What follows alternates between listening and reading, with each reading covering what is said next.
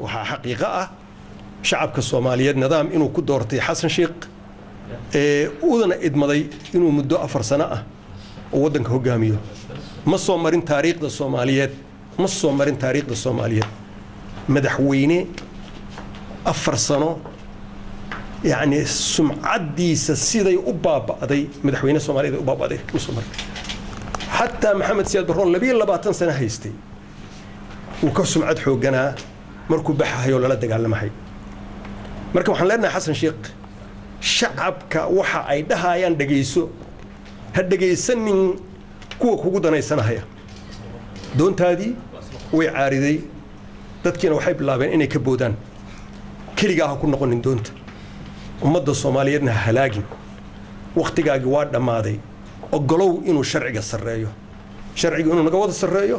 ogolow waxaad bila Soomaaliya ku tagtay oo lagu tiriyay isla habeenkii lagu doortay waxay ahayd sharciga ayaa la dhowrahay sharciga dhowr waqtigii waa dhamaaday banaanka uga soo bax ummadan ha dhibaato u geysanin waxaan leenahay حسن شيخ وكاد ماتي وقتي دتك الصوماليات أي كو جانجوين إن هذا ما مشوا دكان أما هذا جامس هذا وحلمت هاي مشرحين تلمت أنت كلام مشرح هذا مركا كرسي وتكدقيسة مركا تكدقتو الدفيلا الصومالية دتك وده حيسوي وتكسر بحيسة أيضا بابورته بلود بروفيا ده النجوى ما حيسمو ناس عن زوج الملك حلو جين مايو ناس أصلا يا تريسا مركا دتك هذا تكمل نغني الساعة مال في عنه دتك بدني هاي أيه دمان الساعة مركا أصلا سوشر حيسة sida dadka kale isu soo sharxeen waxaan ku leenahay ha isku adkayn meesha waxaad ogtahay dad badan oo isku adkeeyay inay dhibaato kala kulmaan dhibaatana dalkooda u keeneen dalkaada dhibaato u keenin dadkaada dhibaato u keenin wixii sharcigu qabo wax wanaagsan waxaa lagu xasuusan doonaa madaxweyne xasan sheekh maxamuud marka xilka uu ka dago inuu horseeday dawlad loo rajo weyn yahay dawlad la soo dhaweeyay ummadda Soomaaliyeed ay ku bishaaraysteen laakiin ka tagtay musuqmaasuqi ugu weynaa oo taariikhda ummadda Soomaaliyeed soo mara kala fogeynta ummadda Soomaaliyeed burburintii dhaqankeeda boobkii hantideeda rajo xumadii dhalinyarada iyo haweenka iyo gabdhaha iyo Soomaaliya oo ku sii jirta in ciidan ka ay samaysan weyda qaran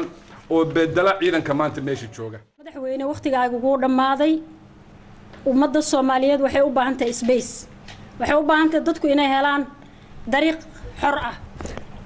aburis iyo mataqaana caga jugleyn iyo cadaadis waxaan u maleynayaa inaan ka daalay waxaan u maleynayaa 26 sano inaanu isdagaalaynay oo iscunaynay oo qabiil iyo mataqaana wax jeclaysi aan isku soo marnay maanta oo markii 2012 adiga lagu dooranayay si sharaf badan oo aad ay dadku ugu riyaaqeen lagu doortay dadkuna ay islaayeen shacabka Soomaaliyeed ay islaayeen maanta waxa idin soo baxay waxay ni dhacday doorasho xaq ah oo ka dhacday mataqaana filla Soomaaliya oo xataa qurba joogtii ay aan kamid ahaa habeen iyo maalinba aanu ku jirnay mataqaana dabaaldeg iyo xalfado waxa halka ka muuqda mugdi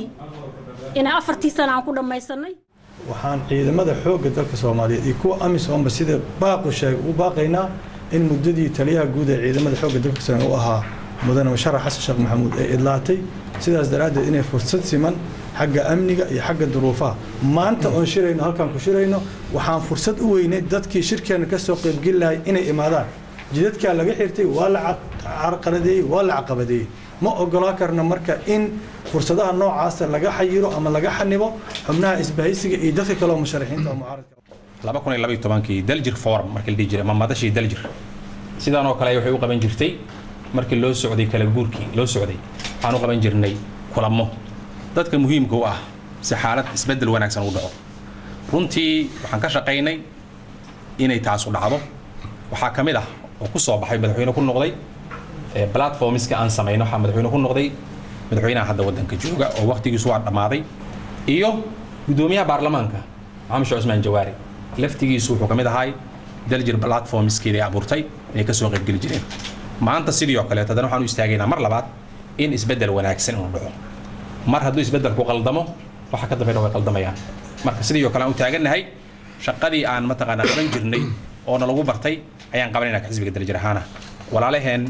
iyo asxaabta iyo murashaxiinta iyo dhammaan inta isbeddelka doonaysaa waxaan isku nahay garab waxaan ka wada shaqaynaynaa baaqaas aad maqasheen wuxuuna dalbanayaa waa cadaalad waay cadaaladu dalbanaa marka ugu dambaysa cadaaladu waa maxay in loo sinaado wax meesha yaalla awoodda dowladnimada ee berrigii dhammaata la leeyahayna kadib inaan laysu isticmaalin oo berri ku ekaato qofkii murashax ah murashaxiinta safkoodu soo gelayaa waa soo dhawaynaynaa anaga laftigeennu ka xisbiga daljir ahaana